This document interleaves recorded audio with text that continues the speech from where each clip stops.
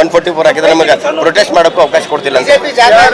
ನೋಡಿ, ಯಾವ ಬಡ ಬಿಜೆಪಿ ಪ್ರೊಟೆಸ್ಟ್ ಮಾಡ್ತಾ ಇರೋದು ಅದೇ ಹೇಳಿ. ಬಿಜೆಪಿ ಯಾವ ಬಡ ಪ್ರೊಟೆಸ್ಟ್ ಮಾಡ್ತಾ ಇರೋದ್ರಿ, ಅದು ನನ್ಗೆ ಕ್ಲಾರಿಟಿ ಕೊಡಿ. ಒಂದು ಬಡ ಮಾಡ್ತಾರೆ ಅಂತ ಹೇಳಿದ್ರು ಮಾಡಿಲ್ಲ, ಇನ್ನ ಒಂದು ಯಾವುದೋ ಬೇರೆ ದರ ಏರಿಕೆ ಬಗ್ಗೆ ಮಾಡ್ತೀನಿ ಅಂತ ಮಾಡಿಲ್ಲ, ಈಗ ಉದಯಗಿರಿ ಬಗ್ಗೆನೂ ಮಾಡ್ತಾ ಇದ್ದಾರೆ ಅಂತ. ಯಾವ್ದು ಬಣದ ಪ್ರೊಟೆಸ್ಟ್ ಇದೆ ಅಂತ ಗೊತ್ತಾದ್ರೆ ನಾವು ಹೇಳ್ಬೋದು. ರಿಯಾಕ್ಷನ್ ಬೇರೆ ಇಲ್ಲ, ಅದು ಅಧಿಕೃತ ಬಿಜೆಪಿನ ಅನಧಿಕೃತ ಬಿಜೆಪಿನ ಗೊತ್ತಾದ್ರೆ ಅದ್ರ ತಕ್ಕಂಗೆ ಸೆಕ್ಷನ್ ಹಾಕಿರ್ಬೋದು. ಆಮೇಲೆ ಬಿಜೆಪಿ ಅವರು ಬಹಳ ಸ್ಪಷ್ಟವಾಗಿ ಹೇಳಿಕ್ಕೆ ನಾನು ಬಯಸ್ತಾ ಇದ್ದೀನಿ, ಅಲ್ಲಿ ಹೋಗ್ತಾ ಇರೋದೇನಕ್ಕೆ, ಅಲ್ಲಿ ಈಗ ಎಲ್ಲ ಆದಮೇಲೆ ಹೋಗ್ತಾ ಇರೋದೇನಕ್ಕೆ. ಈಗ ಮೊನ್ನೆ ತಾನೇ ಪ್ರತಾಪ್ ಸಿಂಹ ಅವ್ರ ಮೇಲೆ ದ್ವೇಷದ ಭಾಷಣ ಮಾಡಿದ್ದಾರೆ ಅಂದ್ಬಿಟ್ಟು ಕೇಸ್ ಆಗಿದೆ. ಇದ್ರ ಉದ್ದೇಶ ಏನಿದೆ? ಕರ್ನಾಟಕದಲ್ಲಿ ಕಾನೂನು ಸುವ್ಯವಸ್ಥೆ ಹಾಳು ಮಾಡಬೇಕಂತ ದುರುದ್ದೇಶದಿಂದನೇ ಇವರೆಲ್ಲ ಮಾಡ್ತಾ ಇದ್ದಾರೆ. ಕಾನೂನು ಪಾಲನೆ ಮಾಡೋಕ್ಕೇನಿದೆ ಅವರಿಗೆ? ಸೆಕ್ಷನ್ 144 ಇದೆ ಅಂದ್ರೆ ಪಬ್ಲಿಕ್ ಅವೇರ್ನೆಸ್ಗೋಸ್ಕರ ಪಬ್ಲಿಕ್ ಅವೇರ್ನೆಸ್ ಮಾಡೋದು ಯಾವ್ದು? ಪಬ್ಲಿಕ್ ಅವೇರ್ನೆಸ್ ನಿಜವಾಗ್ಲೂ ಬಿಜೆಪಿ ಏನಾದರೂ ಮಾಡ್ಬೇಕಂದ್ರೆ ಕೇಂದ್ರ ಸರ್ಕಾರ ಏನು ಕನ್ನಡಿಗರಿಗೆ ಅನ್ಯಾಯ ಮಾಡ್ತಾ ಇದ್ರೆ ಅದ್ರ ಬಗ್ಗೆ ಅವೇರ್ನೆಸ್ ಮಾಡಿ. ಹೋಗಿ ಕೇಂದ್ರ ಸರ್ಕಾರದಲ್ಲಿ ಮಹಾರಾಷ್ಟ್ರ ಸರ್ಕಾರ ಏನು ಕನ್ನಡಿಗರ ಮೇಲೆ ದೌರ್ಜನ್ಯ ಮಾಡ್ತಾ ಇದ್ರೆ ಅದ್ರ ಬಗ್ಗೆ ಅವೇರ್ನೆಸ್ ಮಾಡಿ. ಇದ್ರ ಬಗ್ಗೆ ಅವೇರ್ನೆಸ್ ಏನು ಅವಶ್ಯಕತೆ ಇಲ್ಲ. ಎಸ್ಕಾಂನವರು ಒಂದು ನೋಟಿಸ್ ಜಾರಿ ಮಾಡಿದ್ದಾರೆ, ಒಂದು ವೇಳೆ ಗೃಹಜ್ಯೋತಿ ಹಣ ಏನಾದರೂ ಸರ್ಕಾರ ಕಟ್ಟಿಲ್ಲ ಅಂದರೆ ಜನ ಕಟ್ಟಬೇಕು ಅಂತ ಹೇಳಿ. ನೋಡಿ, ಅದು ಯಾವುದು ನನಗೆ ಗೊತ್ತಿಲ್ಲ, ಅದ್ರ ಬಗ್ಗೆ ಹೆಚ್ಚು ಮಾಹಿತಿ ಇಲ್ಲ. ESCOM is a corporation. ಏನು ಈ ಯೋಜನೆ ಇದೆ ಕಾರ್ಪೊರೇಷನ್ ಅನುಷ್ಠಾನ ಆಗುತ್ತೆ, ಸರ್ಕಾರ ಅದು ಪಾವತಿ ಮಾಡುತ್ತೆ. ಜನರು ಯಾಕೆ ಇಲ್ಲ, ಯಾರು ಅದು ಕೊಟ್ಟಿದ್ದಾರೆ ನನಗೆ ಸಂಪೂರ್ಣವಾದಂಥ ಮಾಹಿತಿ ಇಲ್ಲ ನನಗೆ. ಆದರೆ ಏನೇ ಇದ್ರೂ ಸರ್ಕಾರನೇ ಭರಿಸ್ಬೇಕು. ಇಟ್ಸ್ ಏನೋ guarantee by the government, not by the ESCOM. ಎಸ್ಕಾಂದವ್ರು ಯಾರೋ ಏನೋ ಮಾಡಿರ್ತಾರೆ ಅಂತ ಅದಕ್ಕೆಲ್ಲ ನಾವು ಗಮನ ಕೊಡೋದ ಅವಶ್ಯಕತೆ ಇಲ್ಲ. ಎಸ್ಕಾಮಿಂದ ಏನಾಗ್ತಾ ಇದೆ ಅದನ್ನ ಪಾವತಿ ಮಾಡೋದು ನಮ್ಮ ಜವಾಬ್ದಾರಿ ಆಗುತ್ತೆ. ವಿಜೇಂದ್ರ ಅವ್ರ ದಿವಾಳಿ ಆಗಿದೆ. ಫಸ್ಟ್ ಅವ್ರ ಏನು ದಿವಾಳಿತನ ಅವ್ರ ಪಾರ್ಟಿನಲ್ಲಿದೆ ಅದ್ರ ಬಗ್ಗೆ ಮಾತಾಡಲಿ. ಕೇಂದ್ರದಿಂದ ಆಗ್ತಾ ಇರುವಂಥ ಅನ್ಯಾಯ ಏನಿದೆ ನಮ್ಮ ರಾಜ್ಯಕ್ಕೆ ಅದ್ರ ಬಗ್ಗೆ ಮಾತಾಡಲಿ. ಸುಮ್ಮನೆ ಪಾಪರ್ ಸರ್ಕಾರ, ಆ ಸರ್ಕಾರ, ಈ ಸರ್ಕಾರ ಅಂತ ಹೇಳ್ತಾ ಇದ್ದಾರಲ್ಲ. ಇನ್ನೇನು ಮುಂದಿನ ಶನಿವಾರ ಬರಲಿ, ಅವರಿಗೂ ಆಹ್ವಾನ ಮಾಡ್ತೀನಿ. ಕಲ್ಯಾಣ ಕರ್ನಾಟಕ ವತಿಯಿಂದ, ಬೋರ್ಡ್ ವತಿಯಿಂದ 1000 ಕೋಟಿ ರೂಪಾಯಿದು ಕಲ್ಯಾಣ ಪಥ ಉದ್ಘಾಟನೆ ಆಗ್ತಾ ಇದೆ. ಇನ್ನು 1 ತಿಂಗಳಾದಮೇಲೆ ಪ್ರಗತಿ ಪದ 5000 ಕೋಟಿನಲ್ಲಿ ನಾವು ಅನುಷ್ಠಾನಕ್ಕೆ ತರ್ತಾ ಇದ್ದೀವಿ. ಬರಲಿ, ಅವರು ಬರಲಿ, ಅವ್ರ ಕಾನ್ಸ್ಟಿಟ್ಯೂನ್ಸಿಗೂ ಕೊಡ್ತಾ ಇದೀವಲ್ಲ ದುಡ್ಡು. ಪಾಪರ್ ಆಗಿದೆ ಸರ್ಕಾರ, ಏನು ಅಂಕಿಅಂಶಗಳು ತೋರಿಸ್ಲಿ ಸರ್. ಅವರು ಸಾಲ ಮಾಡಿ ತುಪ್ಪ ತಿಂದಿರೋರು ಅವರು, ಅವರ ಏನೋ ಸಾಲದ ಬಡ್ಡಿ ಕಟ್ತಾ ಇರೋದು ನಾವು.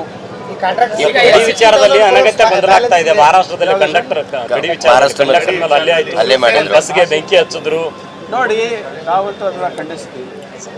ಬೆಳಗಾವಿ ಬಗ್ಗೆ ಯಾರು ಪುಂಡಾಟಿಕೆ ಮಾಡೋ ಅವಶ್ಯಕತೆ ಇಲ್ಲ. ಭಾಳ ಸ್ಪಷ್ಟವಾಗಿ ನಾವು ಸಂದೇಶ ಮಹಾರಾಷ್ಟ್ರದವರಿಗೂ ಹೇಳಿದ್ವಿ, ಕೇಂದ್ರ ಸರ್ಕಾರದವರಿಗೂ ಹೇಳಿದ್ವಿ. ಈಗ ಮಹಾರಾಷ್ಟ್ರದಲ್ಲಿ ಅವ್ರ ಸರ್ಕಾರ, BJP ಅವ್ರ ಸರ್ಕಾರ ಇರೋದು, ಕೇಂದ್ರದಲ್ಲೂ ಅವ್ರದ್ದೇ ಸರ್ಕಾರ ಇದೆ. ಡಬಲ್ ಇಂಜಿನ್ ಸರ್ಕಾರಗಳು ಮಾತಾಡ್ಕೊಂಡು ಹೇಳಿ ಹೀಗೆಲ್ಲ ಮಾಡಬಾರ್ದು ಅಂತ. ಯಾವುದು ಮಾಡಿದವ್ರು ಎಲ್ಲ ಯಾರೇ ಇರ್ಬೋದು ರೀ. ಕರ್ನಾಟಕದ ನೆಲ ಜಲ ವಿಚಾರ ಬಂದಾಗ ಅವೆಲ್ಲ ಏನೂ ಇಲ್ಲ. ನಮಗೆ ಕ್ಲಿಯರ್ ಮ್ಯಾಂಡೇಟು, ಜನರು ನಮ್ಮ ಗಡಿಯನ್ನು ಸಂರಕ್ಷಣೆ ಮಾಡೋಕ್ಕೆ ಕೊಟ್ಟಿದ್ದಾರೆ, ಕನ್ನಡಿಗರಿಗೆ ಉದ್ಧಾರ ಆಗಬೇಕಂತ ಮಾಡೋಕ್ಕೆ ಕೊಟ್ಟಿರೋದು ನಮ್ಗೆ ಮ್ಯಾಂಡೇಟ್. ಈಗ ಮತ್ತೆ ಶಿವರಾತ್ರಿ ಬಂತು, ಆಳಂದಲ್ಲಿ ರಾಘವ ಚೈತನ್ಯ ಶಿವಲಿಂಗ ಪೂಜೆ ಸಲ್ಲಸಂತದ್ದು. ನೋಡಿ, ಕಾನೂನು ಎಲ್ಲರಿಗೂ ಅನ್ವಯಿಸ್ತದೆ, ಅದು ಯಾವನೇ ಇರಲಿ, ಆಯ್ತಾ? ಅಲ್ಲ, ಈ ಬಾರಿ ಅನುಮತಿ ಏನಾದರೂ ಕೊಡ್ತೀರಾ ಅಂತ? ನಾನಲ್ಲ, ಕೋರ್ಟ್ ಕೊಡಬೇಕಲ್ಲ. ಕೋರ್ಟ್ನಲ್ಲಿ ಇದೆ ಅಲ್ವಾ ಮ್ಯಾಟರ್. ನಾವು ಏನೇನು ಸಬ್ಮಿಟ್ ಮಾಡಬೇಕು ಕೋರ್ಟಿಗೆ ಸಬ್ಮಿಟ್ ಮಾಡಿದ್ದೀವಿ. ಕೋರ್ಟ್ ಏನು ಹೇಳಿದ್ರೆ ಡೈರೆಕ್ಷನ್ ಹಿಂದೆನೂ ಪಾಲನೆ ಆಗಿದೆ, ಮುಂದೆನೂ ಪಾಲನೆ ಆಗುತ್ತೆ. ಆದರೆ ಕಾನೂನನ್ನು ಕೈಗೆ ತಗೊಂಡು ಹೋದರೆ ಅದರದ್ದು ಪ್ರತಿಫಲ ಇದೆ. ಹೌದು, ಅವ್ರಿಗೆ ಅಷ್ಟೇ ಇರೋದು. ಅವರೇ ತಾನೇ ಯಾವಾಗಲೂ ನೋಡಿ, ಅವರೇ ಕಾನೂನು ಉಲ್ಲಂಘನೆ ಜಾಸ್ತಿ ಮಾಡ್ತಾ ಇರೋದಲ್ಲ. ಯಾರು ಕಾನೂನು ಉಲ್ಲಂಘನೆ ಮಾಡ್ತಾರೆ ಅವರಿಗೆ ತಾನೇ ಕಾನೂನು ಅನ್ವಯಿಸ್ತದೆ. ಇನ್ನೊಂದು ಉದ್ಯಾನವನದ ಬಗ್ಗೆ ಸ್ವಲ್ಪ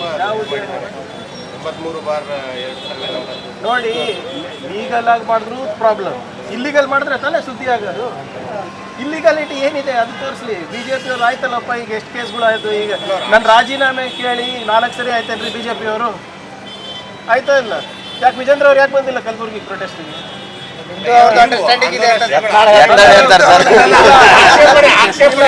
ನೀವು ನಂಬ್ತೀರಾ? ವಿಜೇಂದ್ರ ಅವ್ರು ಹೇಳ್ಬಿಡ್ಲಿ ಪ್ರಿಯಾಂಕರ್ಗೆ ಜೊತೆ ಅಂಡರ್ಸ್ಟ್ಯಾಂಡಿಂಗ್ ಇದೆ. ವಿಜೇಂದ್ರ ಅವ್ರ ಬಗ್ಗೆ ಇರ್ಬೋದು, ಏನೇ ಫ್ಯಾಕ್ಟ್ ಇಸ್ ಫ್ಯಾಕ್ಟ್. ಅವರ ಅಫಿಡವಿಟ್ ಬಗ್ಗೆ ಯಾರು ರೇಸ್ ಮಾಡಿದ್ರಿ? ಯಡಿಯೂರಪ್ಪ ಅವ್ರ ಪಾಕ್ಸ್ಕೋ ವಿಚಾರ ಬಗ್ಗೆ ಯಾರು ರೇಸ್ ಮಾಡಿದ್ರಿ? ಇದು ಅಡ್ಜಸ್ಟ್ಮೆಂಟ್ ಅಂತಾರ? ಅದಕ್ಕೆ ಹೆದರಿದ್ರು ಅಂತ ಇರ್ಬೋದು, ಯಾರಿಗೆ ಗೊತ್ತು, ಬಿಜೆಪಿ ಕೇಳಿ ನೋಡಿ, ಬಿಜೆಪಿ ಅವರೇ ಅವರು ಅಸಮರ್ಥರು, ಅವ್ರ ನಾಯಕತ್ವದಲ್ಲಿ ಬಿಜೆಪಿ ಉಳಿಯಲ್ಲ, ಯಡಿಯೂರಪ್ಪ ಅವ್ರು ಯಾವ ಸ್ಟೇಜು ಹತ್ತಬಾರ್ದು ಅಂತ ಬಿಜೆಪಿ ಅವ್ರು ಹೇಳಿದ್ದು. ಬಿಜೆಪಿ ಅವ್ರ ಪ್ರಶ್ನೆಗೂ ನಾನೇ ಉತ್ತರ ಕೊಡ್ಬೇಕಂದ್ರೆ ಹೆಂಗೆ ಸರ್? ನಂದು ಕೇಳಿ ನಾನು ಹೇಳ್ಬೋದು ನೋಡಿ, ಕರ್ನಾಟಕದಲ್ಲಿ ಪಂಚಾಯತ್, ಇಡೀ ದೇಶದಲ್ಲಿ ಕರ್ನಾಟಕ ಪಂಚಾಯತ್ ರಾಜ್ನಲ್ಲಿ ನಂಬರ್ 1 ಇದೆ. ಯಾರನ್ನ ಇದು ಕೇಳಿದ್ರ ನನಗೆ ಚೆನ್ನಾಗಿ ಮಾಡಿದಿರಾ ಸರ್ ಕೆಲಸ ಅಂತ ಒಬ್ರು ಹೇಳಿಲ್ಲ ನನಗೆ. ಬರೇ ಯಾವನೋ ಸ್ವಾಮೀಜಿ ಅಂತ, ಇವ್ರು ಬಿಜೆಪಿ ಅಂತ, ಇವ್ರು ಬಿಟ್ಟು ಬೇರೆ ಏನು ಕೆಲಸ ಇಲ್ಲ ನಮ್ಗೆ. ಪರಿಹಾರ ಕೊಡಬೇಕು ನೋಡಿ, ಮತ್ತೊಮ್ಮೆ ಉಚ್ಚಾರ ಮಾಡ್ತಾ ಇದ್ದೀನಿ, ನೆಟ್ಟೆ ರೋಗ ಅಲ್ಲ ಅದು. ಏನು ಡೀಪ್ ರಾಟ್ ಅಂತ ಏನು ಹೇಳ್ತಾರೆ ಅದು ನೋಡಿ, ಯಾರು ಇನ್ಶೂರೆನ್ಸ್ ಒಳಗಾಗಿಲ್ಲ ಅವ್ರಿಗೆ ಮಾತ್ರ ತೊಂದರೆ ಆಗ್ತಾ ಇದೆ. ಇಲ್ದಿರ ಆಗಲೇ 76 ಕೋಟಿ ರೂಪಾಯಿ ಇನ್ಶೂರೆನ್ಸನ್ನು ನಾವು ಕೊಡಿಸಿದ್ದೀವಿ. ಬೀದರಿಗಾಗಿಲ್ಲ, ರಾಯಚೂರಿಗಾಗಿಲ್ಲ, ಯಾದಗಿರಿಗಾಗಿಲ್ಲ. ಇಲ್ಲಿ ನಾವು ಬೆನ್ನಿಂದ ಬಿದ್ದು ವಿ ಹ್ಯಾವ್ ಎನ್ಶೂರ್ಡ್ ನಮ್ಮ ರೈತರಿಗೆ ಅನ್ಯಾಯ ಆಗ್ಲಾರ್ದಂಗೆ ನೋಡ್ಕೊಂಡಿದ್ದೀವಿ. ಮತ್ತೆ ಪ್ರೋತ್ಸಾಹಧನನೂ ಕೊಟ್ಟಿದ್ದೇವೆ. ಸೊ ಇದನ್ನ ಏನಿದೆ ನೋಡೋಣ, ಯಾರು ಅನ್ಇನ್ಶೂರ್ಡ್ ಇದ್ದಾರೆ ರೈತರು, ಅದ್ರ ಬಗ್ಗೆ ನೋಡೋಣ.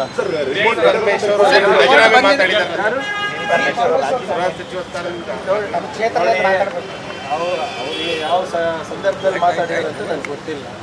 ಏನೋ ಅವರೇ ಕಾರ್ಯಕರ್ತರ ಜೊತೆ ಇರ್ತೀನಿ ಅಂತ ಏನೋ ಹೇಳಿದಾರೆ ಅಂತ ಕೇಳ್ಪಟ್ಟಿದ್ದೀನಿ ಅಷ್ಟೇ, ಅದ್ರ ಬಗ್ಗೆ ಹೆಚ್ಚಿನ ಮಾಹಿತಿ ಇಲ್ಲ. ಕುಮಾರಸ್ವಾಮಿ ಅವರು ಕಾಂಗ್ರೆಸ್ ಸರ್ಕಾರ ಯಾರು ಮಾತಾಡೋಕೆ ಕೇಳ್ತಾ ಇದ್ದಾರೆ? ನಿಮ್ಗೆ ಅಸಹ್ಯ ಆಗ್ತದೆ, ಯಾರು ಮಾತಾಡೋಕೆ ಕೇಳ್ತಾ ಇದ್ದಾರೆ? ನಾವೇನಾದ್ರೂ ಹೋಗಿ ಕೇಳಿದೀವ? ಕಾಂಗ್ರೆಸ್ ಪಕ್ಷದ ವೈಖರಿ ಹೆಂಗೆ ನಡೀತಾ ಇದೆ, ಸರ್ಕಾರ ಹೇಗೆ ನಡೀತಾ ಇದೆ ವಿಶ್ಲೇಷಣೆ ಮಾಡಿ ಅಂತ ನಾವೇನಾದ್ರೂ ಕೇಳಿದಿರ? ಪ್ರಬಂಧ ಬರ್ಕೊಡಿ ಅಂತ ಹೇಳಿದಿರ? ನಿಜವಾಗ್ಲೂ ಮಾತಾಡ್ಬೇಕು ಅಂದ್ರೆ ಅಸಹ್ಯ ಆಗ್ತಾ ಇದ್ರೆ ಅವ್ರಿಗೆ ಅಸಹ್ಯ, ಅವ್ರ ಮನೆ ಮಕ್ಕಳು ಮಾಡಿದ್ರಲ್ಲ ಅದು ಅಸಹ್ಯ, ಅದ್ರ ಬಗ್ಗೆ ಮಾತಾಡ್ತಾರ? ಸುಮ್ಮನೆ ಪದೇ ಕಾಂಗ್ರೆಸ್ ಬಗ್ಗೆ ಮಾತಾಡೋದು ಅಸಹ್ಯ, ಸಿದ್ದರಾಮಯ್ಯ ಅವ್ರ ಬಗ್ಗೆ ಮಾತಾಡೋಕೆ ಅಸಹ್ಯ, ಡಿ ಕೆ ಶಿವಕುಮಾರ್ ಸಾಹೇಬ್ರ ಬಗ್ಗೆ ಮಾತಾಡೋಕೆ ಅಸಹ್ಯ. ಏನಿದು?